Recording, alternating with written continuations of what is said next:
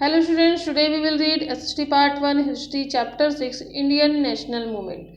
This video is continue video 3. So students, इस chapter का ये भाग 3 है जिसमें हमने सबसे पहले वीडियो में हमने बताया था कि अर्लियर मेजर्स ऑर्गेनाइजेशन प्रारंभिक तैयारी किस प्रकार हुई थी राष्ट्रीय आंदोलन की, एंड अंग्रेजी भाषा का प्रचार प्रसार क्यों हुआ, और जो है भैरमगढ़ बस्तर में विद्रोह क्यों हुआ था। एंड देन सेकेंड वीडियो में हमने देखा था स्वराज के लिए संघर्ष कैसे हुआ और किन्होंने अपना सहयोग दिया, जैसे नरम दल और गरम दल के नेताओं ने। एंड ये थर्ड वीडियो है जिसमें अब हम जानेंगे गांधी जी के बारे में। सो स्टूडेंट्स, भारतीय राष्ट्रीय आंदोलन और Gandhi ji, Indian national movement and Gandhi ji in 1920। सब हम इस वीडियो में देखेंगे गांधी जी के बारे में। गांधी जी को तो सब कोई जानते हैं, है ना। गांधी जी को हर कोई जानता है कि ये क्यों फेमस है, क्योंकि ये क्या है, बापूजी हैं, राष्ट्रपिता हैं। सो इसमें देखते हैं जो इंडियन नेशनल मूवमेंट में गांधी जी का क्या योगदान रहा।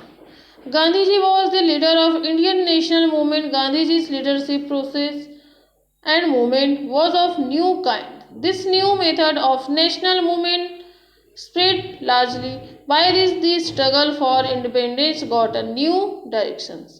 जो सन 1920 में क्या हुआ कि राष्ट्रीय आंदोलन का नेतृत्व महात्मा गांधी ने किया था, और गांधी जी की नेतृत्व में जो है आंदोलन की नई पद्धति ने राष्ट्रीय आंदोलन को अधिक व्यापक बना दिया, और इससे स्वाधीनता में जो है संघर्ष में एक नए अध्याय की शुरुआत हो गई।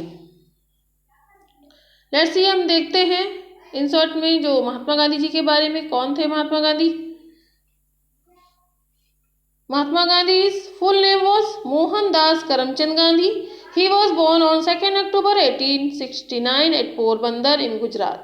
After completing his initial education, he went to England for further studies. He went to South Africa later to practice law as barrister. South Africa at that time was under the rule of Europeans or whites. They taught African people as well as the residents, Indians, inferiors, is protested against English living in the South Africa for their torture on Indian. The England people used to show discriminated behavior to Indians, against which he started the Satyagraha movement, and English ruler had to surrender. So जो English ruler had to surrender. जो महात्मा गांधी कौन थे? अभी हमने क्या बताया आपको कि जो महात्मा गांधी, उनका पूरा नाम क्या था? मोहनदास करमचंद गांधी था।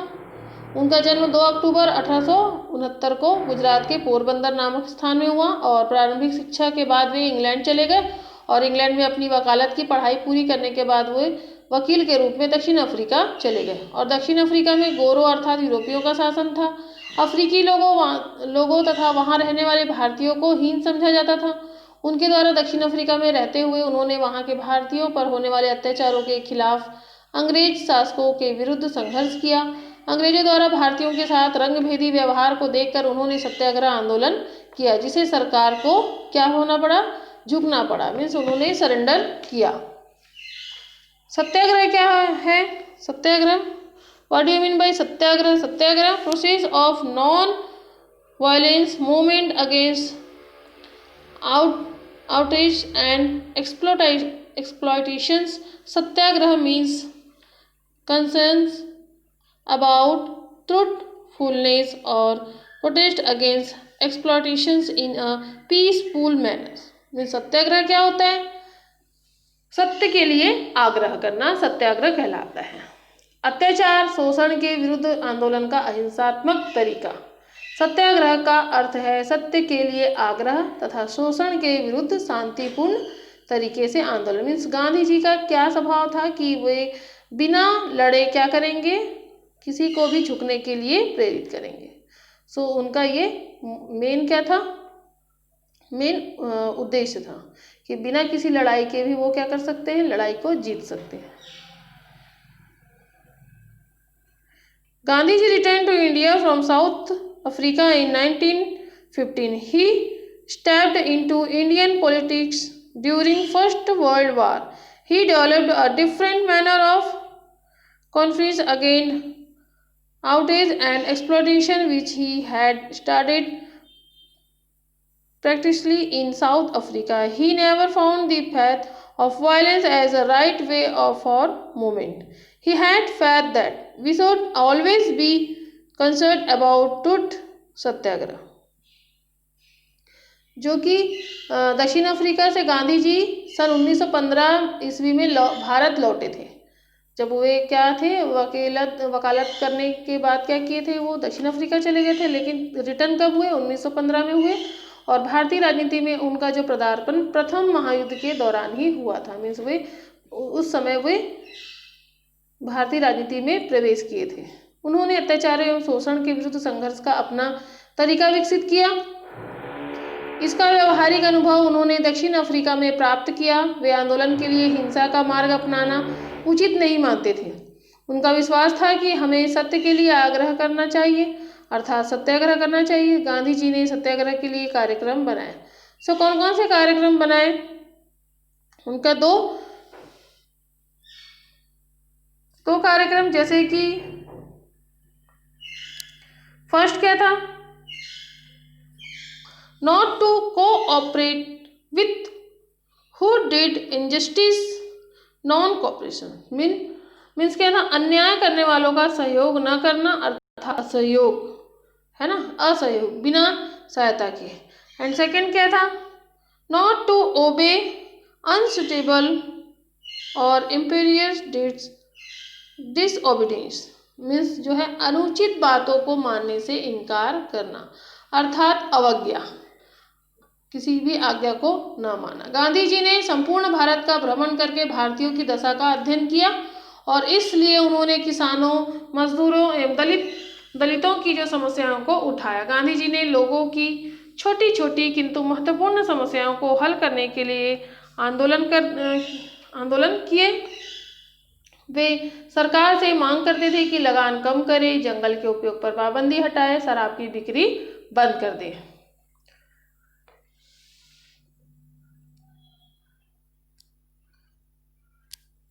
So students, Gandhi ji traveled to all parts of India and learn about the condition of India. Gandhi ji ने क्या किया था, सारे जो है भारत का भ्रमण किया था और सभी लोगों के बारे में, जो गरीब लोगों के बारे में, दलितों के बारे में स्टडीज किया था और उनकी मांगों को वो क्या करते थे, वहाँ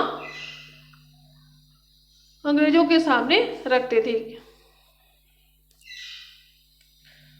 So students, why did he want to stop the selling of liquor? Was it not sold today? Why so? वे शराब की बिक्री बंद क्यों करवाना चाहते थे? क्या वर्तमान में बिक्री नहीं होती?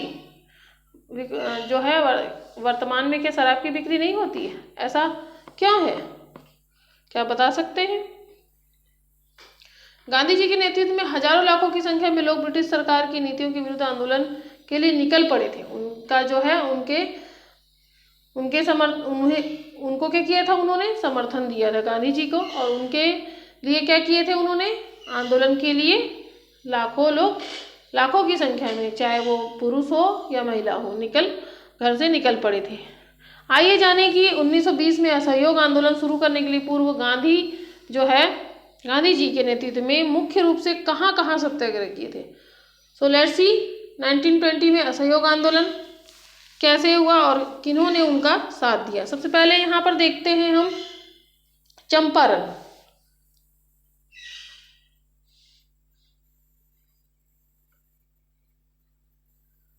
Champaran in Bihar province at Champaran district, English prestigious jamidars to make the farmer plant indigo in their fields. After capturing Bengal, English encouraged the growth of poppy, hemp, jutes and Indigo.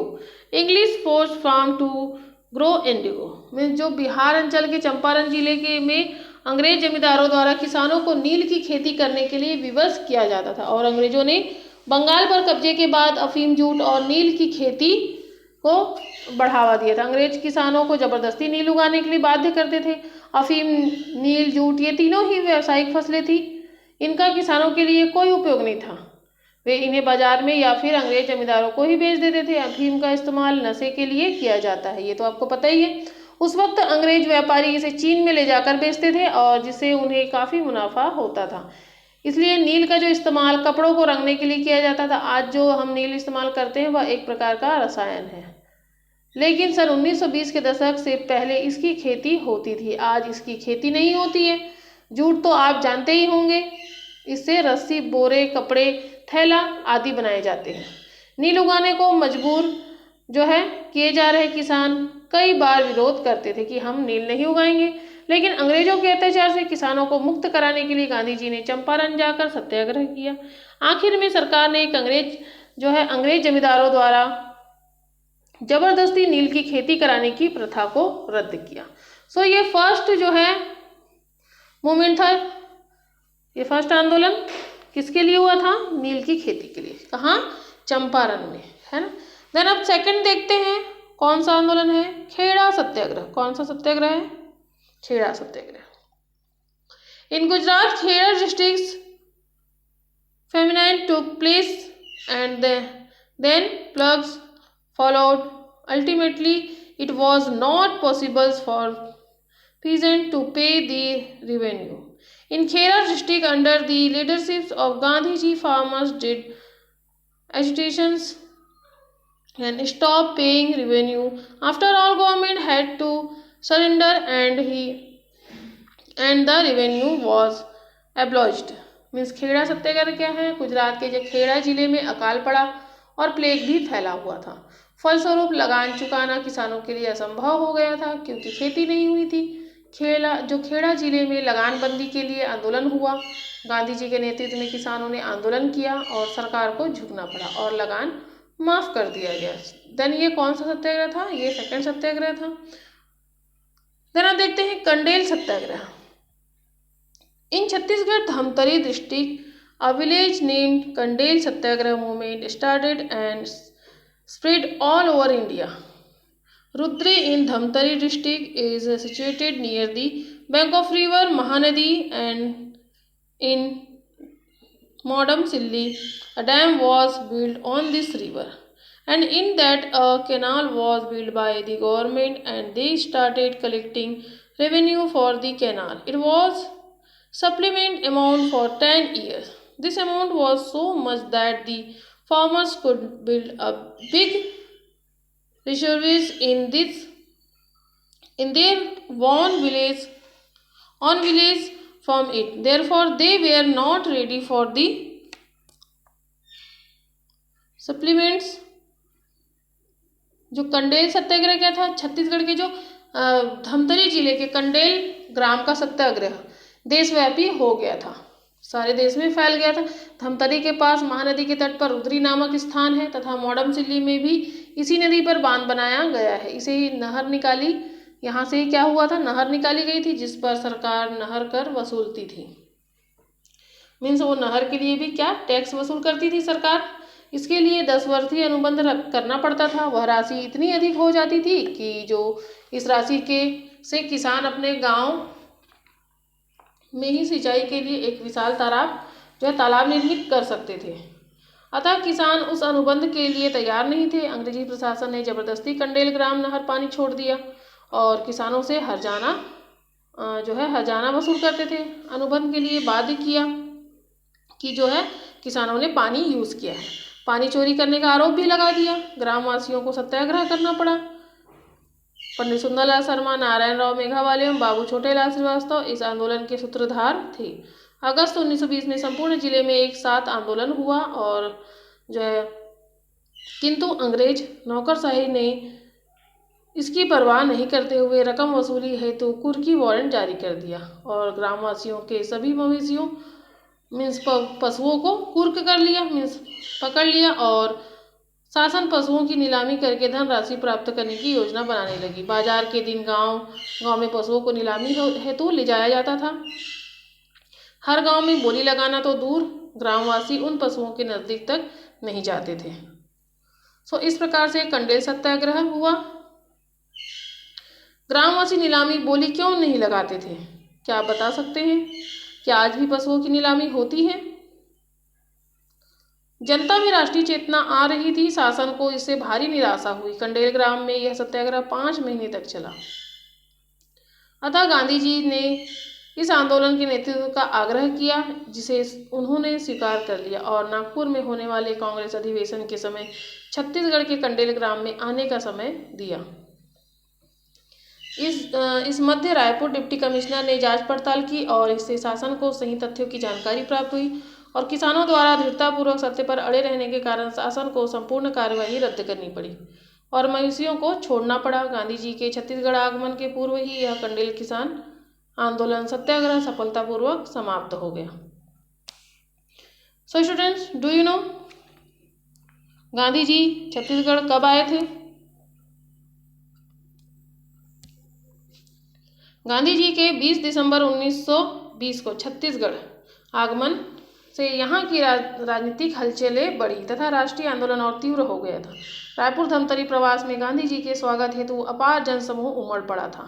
आंदोलन की इस शानदार विजय के बाद गांधी जी ने भी छत्तीसगढ़ में प्रवेश किया और स्वतंत्रता आंदोलन को आगे बढ़ाने में यहाँ की जनता का मार्गदर्शन तथा उत्साहवर्धन किया। जनता का उत्साह दर्शनीय था। धमतरी के प्रसिद्ध मकई चौक में गांधी जी के भाषण की व्यवस्था थी।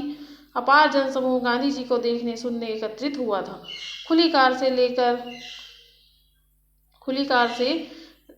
ले देकर मुख्य द्वार तक तो पहुंचे, किंतु अपार जनसमूह के कारण गांधी जी की मंच तक पहुंचने में असमर्थ थे। अतः पास के गुरूर नामक गांव का एक व्यापारी उमर सेठ ने गांधी जी को अपने कंधों पर बैठाकर सुसज्जित मंच पर पहुंचाया। धमतरी एवं कुरुद से वापस लौटने के बाद गांधी जी पुनः रायपुर में रुके और महिलाओं की एक सभा को संबोधित किया और यहाँ तिलक स्वराज्य फंड हेतु महिलाओं ने तुरंत हजारों रुपए के गहने उन्हें दे दिए।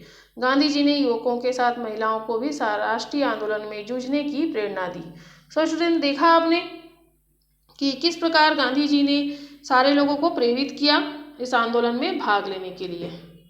और गांधी जी छत्तीसगढ़ कब आए थे, ये भी हमने आपको अभी बताया, 20 दिसंबर 1920 को। इस प्रकार ये जो है आंदोलन सफल हुआ। देन अब देखते हैं हम मिल लेबर्स मूवमेंट। ये एक और मूवमेंट हुआ। Even when there was continuous price rise, the mill laborers of Ahmedabad cotton mills wages were not received. They are paid less wages,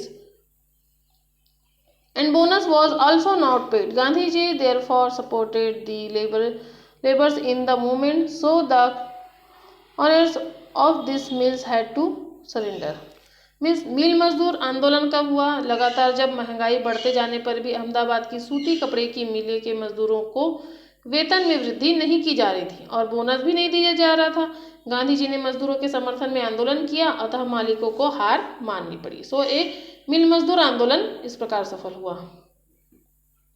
और इसी समय क्या हुआ, मजदूरों में राष्ट्रीय जागृति आ चुकी थी। सन 1908 में बाल गंगाधर तिलक की गिरफ्तारी के विरोध में मुंबई में मजदूरों ने हड़ताल कर दी और 1917 में रूस की क्रांति की सफलता के कारण भारत में भी मजदूर संगठनों की स्थापना हुई। इन संगठनों ने कई बार मजदूर हितों के लिए संघर्ष और आंदोलन किया, इन्हें सफलता मिली। छत्तीसगढ़ में सबसे बड़ी मिल बंगाल नागपुर कॉटन मिल राजनांदगांव में थी। आपको पता ही होगा, राजनांदगांव में एक जो है कॉटन मिल है। यहाँ के मजदूर में राष्ट्रीय आंदोलन का प्रभाव पड़ा और अपनी स्थिति को सुधारने के लिए मजदूरों ने हड़ताल कर दी। इस हड़ताल का नेतृत्व वहाँ पर वकालत कर रहे ठाकुर प्यारेलाल सिंह जी ने किया था। इस समय तक संपूर्ण भारत राष्ट्रीय आंदोलन के प्रभाव से उत्साहित हुआ था। देश में बढ़ते जा रहे राष्ट्रीय आंदोलन पर नियंत्रण रखने के लिए अंग्रेज सरकार ने 1919 में रॉलेट एक्ट नामक नया कानून बनाया। इससे सरकार को किसी भी भारतीय को बिना किसी आरोप सिद्ध हुए या न्यायालय में पेश किए बगैर कारागार में बंद रखने का अधिकार था। काला कानून के रूप में कुख्यात इस एक्ट के विरुद्ध संपूर्ण देश में विरोध की लहर फैल गई थी। सो स्टूडेंट, इस प्रकार मिल मजदूर जो है उन्होंने आंदोलन किया और उन्हें सफलता मिली। देन अब हम देखते हैं सबसे इम्पोर्टेंट जलियांवाला बाग मैसेकर्स, जो जलियांवाला बाग हत्याकांड। So in Punjab, Satyagraha movement took a terrible steps against Royal Act. Government wanted to suppress this movement many times. Nationalist leader Satyagraha and Dr. Saifuddin Kichlu were arrested to protest against their arrest. An enormous assembly was held in Amritsar at Jallianwala Bagh. This garden was covered by big boundary wall on the three sides and only a small gate was there for entry or exit. On 13 April 1919, a large mass of pupils assembled there. All groups of people, youth, elder person, men and women gathered there. As the assembly was going on, all of a sudden British General Dwyer, without warning, gave the order to start firing at this animate mob. Many innocent people died and a large number of people were injured. That was the day of the festival Baisakhi. So students, जो जलियांवाला बाग हत्याकांड क्या था कि Rowlatt act के विरुद्ध सत्याग्रह आंदोलन ने पंजाब में अधिक उग्र रूप धारण कर लिया था, है ना, और सरकार का जो दमन चक्र और तेज से हो गया था। और राष्ट्रवादी नेता सत्यपाल जो है और डॉक्टर सैफुद्दीन किचलू की गिरफ्तारी के विरोध में क्या हुआ था, वो दोनों गिरफ्तार हो गए थे। उसके विरोध में अमृतसर में जलियांवाला बाग में एक विशाल सभा का आयोजन किया गया था और यह बाग तीनों ओर से ऊंची दीवारों से घिरा था और एक मात्र छोटी गली से बाग में आने जाने का रास्ता था। तो इन दिनों क्या हुआ था, इस समय बैसाखी का त्यौहार था और उस समय क्या हुआ, भाषण चल रहा है ना सभा में। 13 अप्रैल 1919 की इस सभा में काफ़ी संख्या में लोग इकट्ठे हो गए थे।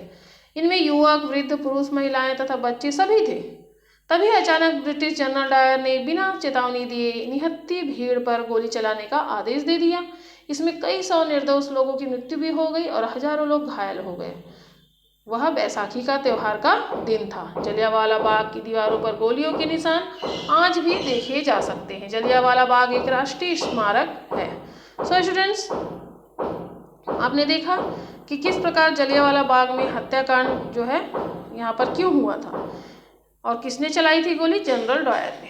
इस जघन्य हत्याकांड के कारण संपूर्ण भारत में आक्रोश एवं विरोध प्रकट करने के लिए सर्वत्र सभाएं हुई। मीन्स सभी जगह ऐसी सभाएं होने लगी। बिलासपुर, रायपुर में भी सभा हुई जहां उस हत्याकांड की आलोचना कटु शब्दों में की गई। कविवर रविंद्रनाथ टैगोर ने ब्रिटिश सरकार द्वारा प्रदत्त सम्मान जो सर की उपाधि का भी परित्याग कर दिया। मीन्स उन्हें रविंद्रनाथ टैगोर को क्या मिला था, सर की उपाधि मिली थी, जिन्होंने क्या किया था, उन्होंने कि उनका परित्याग कर दिया था। इसने मध्यम वर्गीय राष्ट्रवाद को जन वर्गीय राष्ट्रवाद में परिवर्तित कर दिया।